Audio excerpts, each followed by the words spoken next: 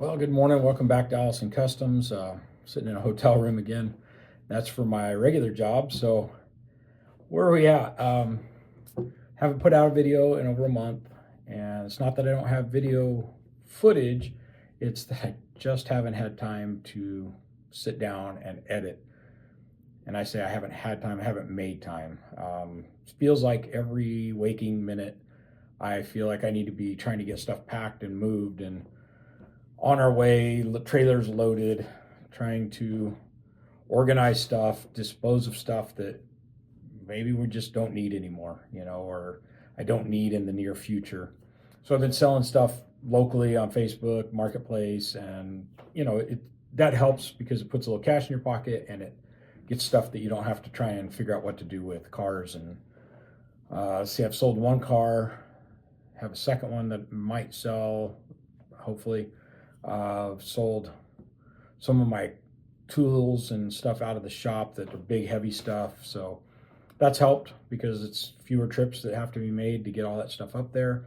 I have hired a moving company who's going to come in and pack the house and a lot of the items in the shop, but there was concern about anything that's flammable, anything that's hazardous material, and anything that's super heavy.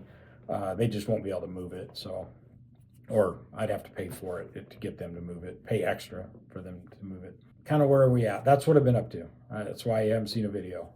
The reason for this one, I had some people that have been longtime viewers. They've reached out, sent me emails, sent me a text, sent me messages through Facebook and other places. And are we buying or building? So, yes.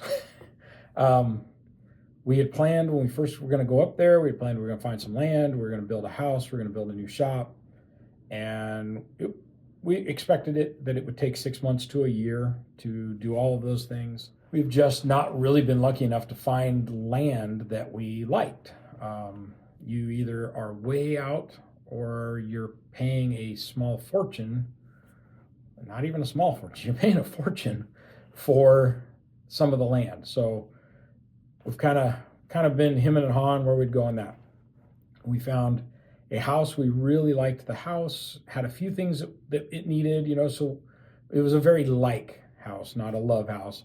The land was beautiful. And then we found out the land was in a conservancy and you basically can't do anything with it. You can't, they really don't even want you to mow it. But you really can't go out there and build anything was the big thing. You can't build another shop, and it didn't have anything on it. It was just the house, some nice fencing and some land and a little bit of landscaping, and then 4.5 acres of just raw land, or a lot of it was wetlands. Over 2 acres, 2.5 acres was wetlands, stream running through it. But because of how it all sloped to that stream, it was they weren't going to let you build on it. So pulled out of that one when we got that information and found us a home that we'd kind of been hemming and hawing between which one to make an offer on. And so we went back to the other, made an offer. We ended up being the second buyer in a bumpable buyer situation, which I was not familiar with what that term meant. If you ever see it, run.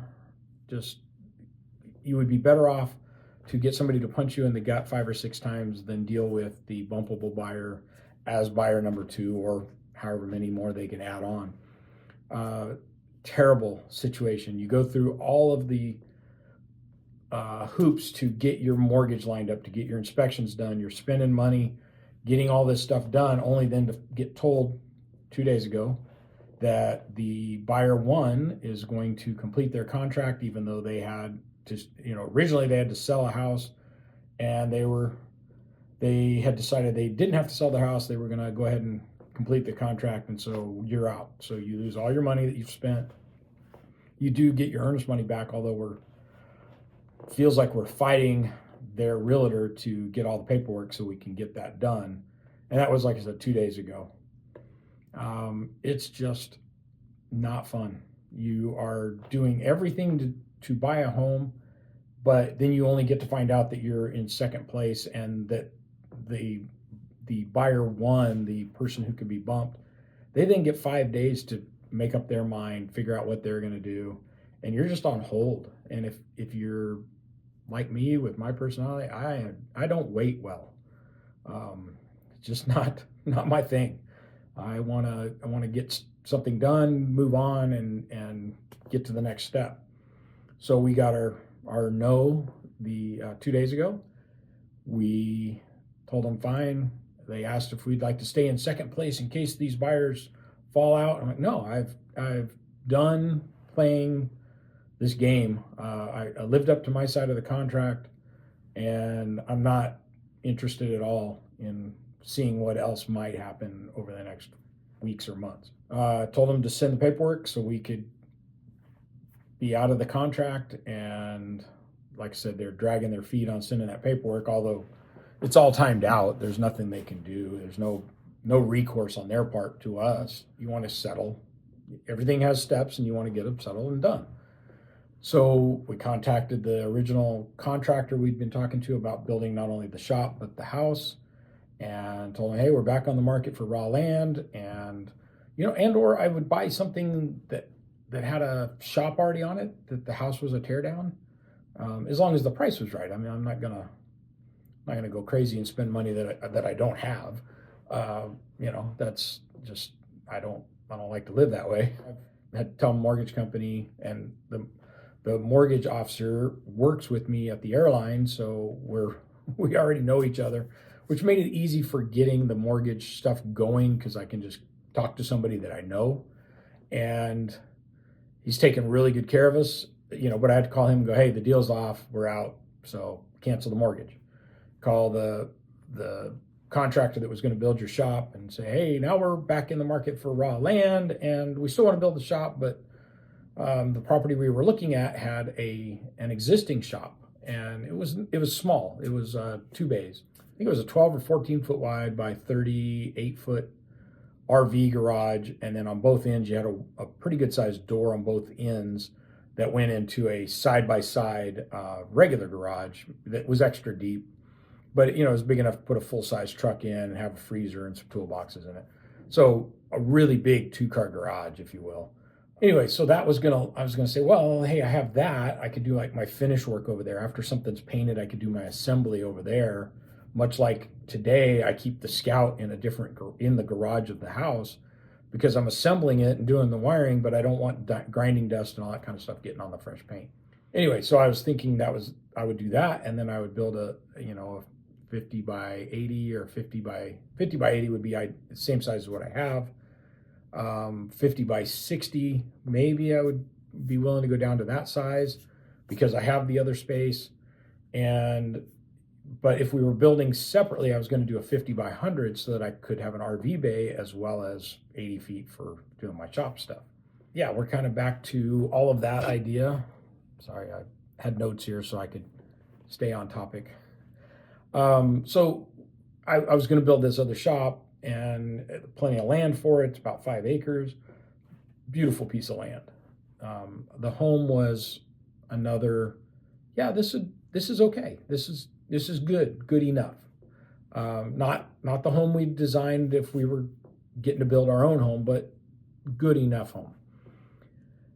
And then, we got the no. So we move on. We tell the builder we're going to look for land. We're going to do all that. This morning, I wake up to a text that came in. I'm currently flying, or working, and so I'll be flying later today. And got, I don't know, somewhere around midnight on the East Coast, I got a text that said, it asked if I was awake, which I didn't get it till this morning. And then he'd left a voicemail, and I listened to the voicemail, and our realtor, saying, hey, the seller's realtor is calling because the other people have notified them they're going to back out after all. So they're actually 2 days past their back out date. I suspect there's some legal action that could be taken there if the sellers wanted to. I don't know if they're willing or interested in that, but we said no, we're done. We were told 2 days ago we're out, so we've already moved on mentally and started making calls to start the process anew. And then we kind of rethought it, and I think we're going to make an offer, but it won't be the same offer, and it'll be a one and done. I'm not jumping through, I'm not waiting on anybody. I'm I'm over it. So anyway, guys, that's where we're at. That's what I've been doing.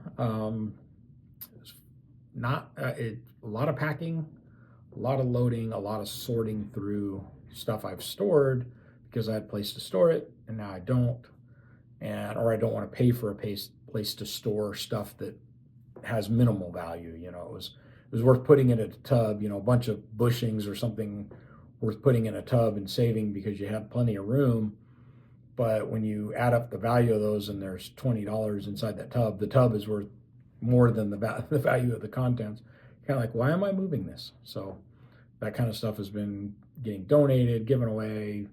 If it had any value that somebody else could use, I donated it somewhere. If it had just value that for other car guys, I called my buddies and said, hey, you want this? Do you need this? Can you use this?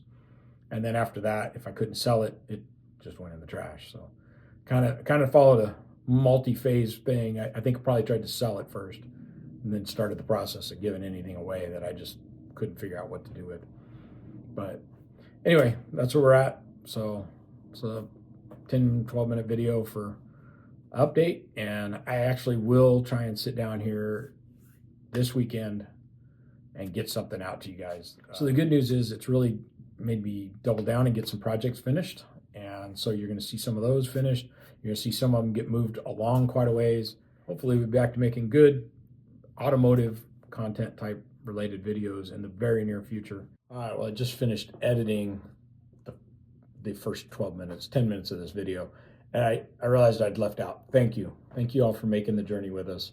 Thank you for watching these videos. I realize they're just updates and you're just getting a little piece of our life, what's going on, but let you know it's not all fun games all the time. There's a lot of trials and tribulations, and I just want to thank everybody for sticking with us, keeping the channel alive, and I promise I'll try and get back to some of the stuff you guys really enjoyed, a lot of the fabrication and other stuff as soon as I can. In the meantime, just know that we're doing well, we're safe. My wife and I are very happy. We work together with this stuff very well, so we're doing just fine, whether we get this house, another house, or find our land and get to build our final home, which I think in the end we both would prefer. However, buying a house that's existing, that has enough space for everything and is good enough is the easy button. And once that is very tempting, because whether you've ever built a house or not, it's stressful. And we used to own a construction company. We built somewhere upwards of 50 homes over the years for people, but we've literally bought one home in our lives. Everything else we've ever lived in was something we built. We've been in our last home for 24 years, and we've been on the same piece of property for over 30 years. So it is a process to go through to build a home and to move out of those homes over time and all that. So, I keep calling friends and relatives going, hey, how did you handle this? And see what they say. And anyway, that's where we're at, guys. Again, thank you for making the effort to stick with us, and I'll see you guys real soon.